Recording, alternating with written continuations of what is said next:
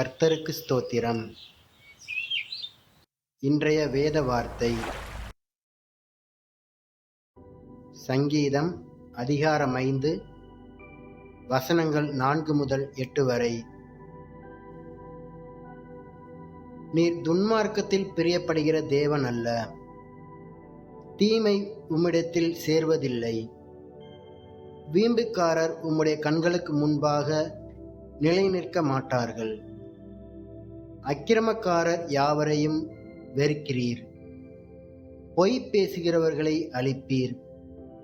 இரத்த பிரியனையும் சூதுள்ள மனுஷனையும் கர்த்தர் அருவருக்கிறார். நானோ உமது மிகுந்த கிருபையினாலே உமது ஆலயத்துக்குள் பிரவேசித்து உமது பரிசுத்த சன்னதிக்கு நேரே பயபக்தியுடன் பணிந்து கொள்ளுவேன்.